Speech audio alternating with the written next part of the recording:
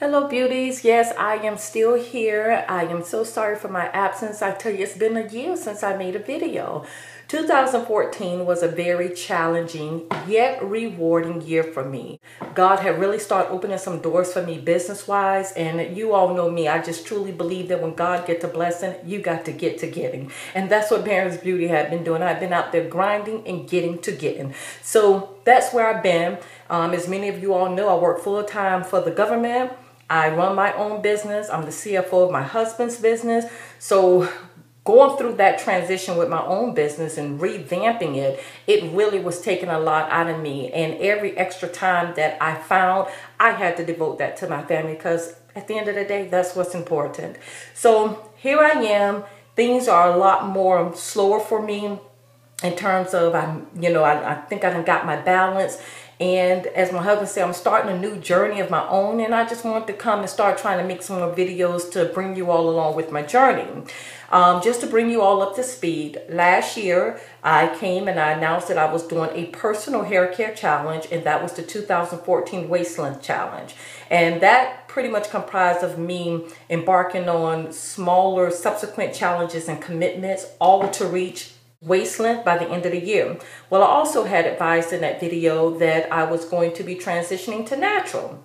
Well, I would say about 4 months into the challenge and the transition journey, I realized that that was the biggest boo-boo I could have made, and that is trying to do a waist length challenge as well as transition at the same time. As many of you all know, to do a successful long-term transitioning, you let your hair grow, you cut some. You let your hair grow, you cut some. So it's like, here it is, I'm trying to do a journey to natural and also trying to get to waist length. That was two different processes going on. So I had to make a decision. What did I want to do? Did I want to go ahead and commit to my transitioning journey, or did I want to commit to being waistless by the end of the year? And then I'm going to turn around and cut it anyway when I finish transitioning. So I made up my mind that it was most important for me to go ahead and commit myself to my transitioning journey. One of the biggest things is I didn't want to find myself coming into 2015 saying, darn it, if I would have started my transition in 2014, I would have been a year into it. So didn't want to waste any time. So I went on ahead and committed to the transition journey. Now, I didn't forego the waist length challenge altogether. I just made my ending result different. The ending result was to maximize on as much growth as possible in the year 2014. As you all know, the average hair grows about 6 inches per year. And I've told you all plenty of times, my hair grow a lot slower than an average grower. I get probably on average 4 inches. If I get 5 in that year, I'm doing good. So my thing was to maximize as much growth as possible. Pretty much get my 6 inch and then some. And I must say that I did pretty good on it. In the back, I got 6 3/4 inches. And in the front, I stayed at my average. I got to about 5 inches, and I've told you all time and time again that my front grows a lot slower than my back. I don't know what's going on with it, but that's just how it is. So I was happy with the maximizing my growth potential. And basically what I did last year, I did the bamboo tea, the inversion method, growth oiling, massaging, drinking more water, protective styling, taking hair vitamins and things like that. Now, there were some things that I tried but failed at. One was drinking the bamboo tea. It had nothing to do with the tea. Basically, times that I'll be thinking about drinking the tea, I just was not in a position to be able to make it. Boiling the water, giving it time to steep for its potency, letting it cool down to be warm enough for me to ingest. It was times I couldn't do that. I didn't have that time to do it. Not to say that it takes a long time, but it took more time than I had to offer. And then when I was in a position to drink the tea, I wasn't even thinking about drinking that stuff. There was times I forgot to order the tea. So I didn't do well at all when it came to the bamboo tea. Another thing that I wasn't consistent with, which is I can kick myself in the butt for, and that is doing the inversion method. And, it's one thing with the tea. I had not experienced the bamboo tea to be able to say that it does give an increase in growth. So it's pretty much like what I didn't experience, I didn't miss, But when it comes to that inversion method, and I did a video on it, I do believe in that. So that I can really kick myself in the butt for, that I did not commit to that last year. And basically, doing something 1 week out of a whole month is just not enough redundancy for me to have built a memory base on it. And so I just kept forgetting month after month. So that's pretty much where I went wrong with that. Like I said, you know, I can kick myself in the butt because when I think about how much growth I actually missed out on, put it like this, I don't even want to think about it. I put something in place this time that's going to help me to remember. So I've been doing good so far. So I'm happy with that. I can't cry over spilt milk, but I sure can kick myself in the butt for it. But nevertheless, I did good with drinking more water. I did good with applying my hair growth elixir, doing my scalp massages, taking my vitamins. From January to June, I was taking the Andrew Lessman hair, skin, and nail vitamins. I did some videos on that. I didn't get as good as results that I did the first time around, but that's what I did from January to June. For July and August, I took the Metabolism, I believe it's called. I didn't see anything big with that. So from September up until now, I've been taking the Hair Affinity vitamins. I did a video on that. I did several videos on that. And you all know that at the end of the day, that one, I did feel it gave me the most growth. So I've been taking that. My biggest problem why I stopped taking it was how much it cost. But I looked up on a holiday special where they was giving a discount for auto shippers, and that's when they automatically ship it to you every month during the same time of the month. And they was offering a good discount price for the life of your auto ship. So I couldn't, you know, skip out on that. So that's pretty much what I've been doing, and I've been getting some good growth with it.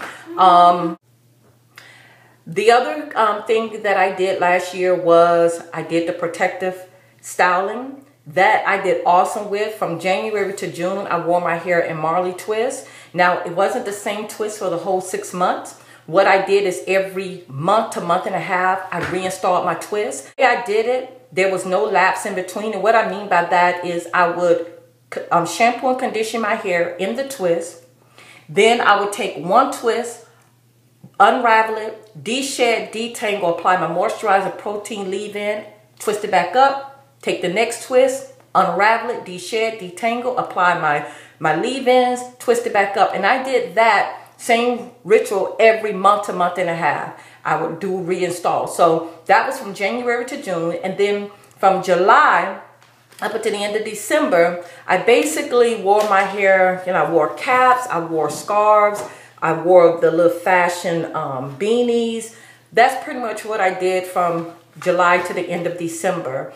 I tried wearing my hair doing twist out, braid outs. That didn't really work for me. The reason being is because I had all this, thick natural hair from like the root to about here. And then from here to here, I had this lifeless hair. I don't know about you all, but I tell you, with me, my transitioning journey, I'm really seeing how beautiful my hair is compared to lifeless, limp, relaxed hair.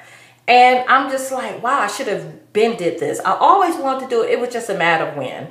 So nevertheless, my thing was I was going to do my big chop at the beginning of this year. Then I decided I would wait till we get back and I would do the big chop then. The reason being is because this past December, we went on vacation for Christmas.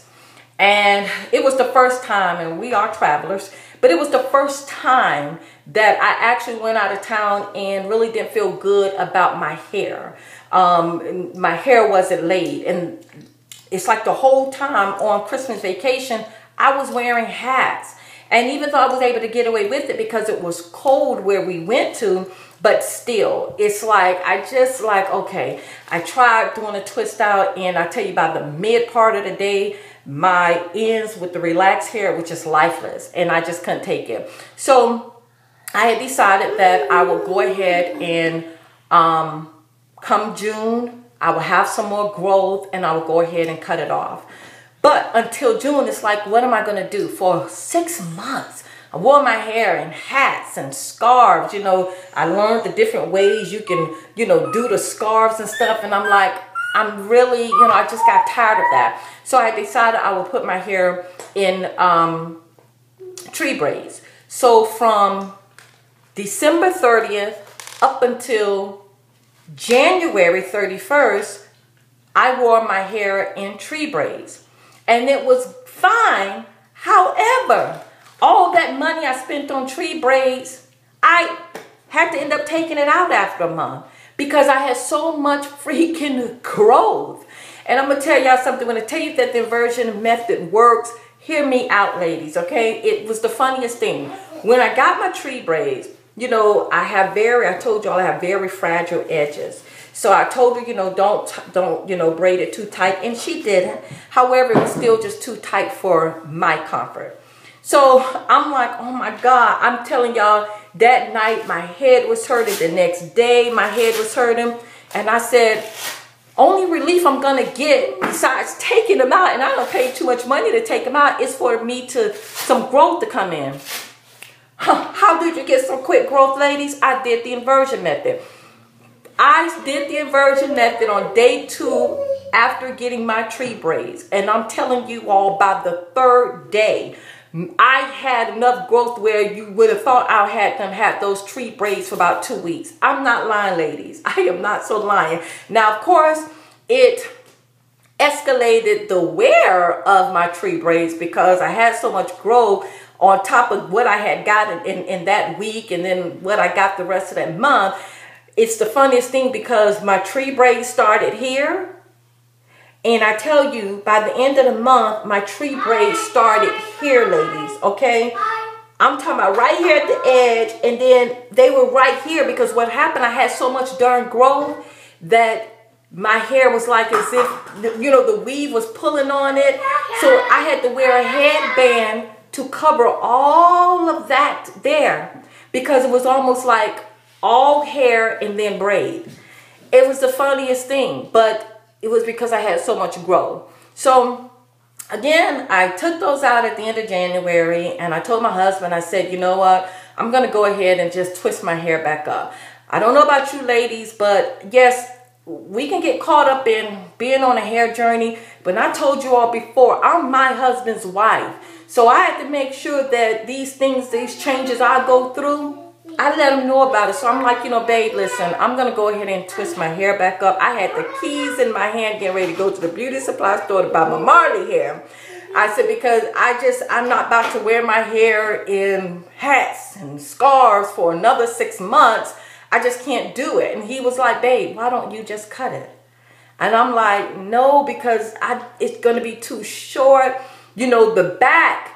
My new growth had grown out good in the back, but I mean, my natural hair has grown out good in the back, but the front, I didn't have much natural hair. And I'm like, it's just going to be too short. It's one thing me learning how to do and how to handle natural hair, but natural short hair,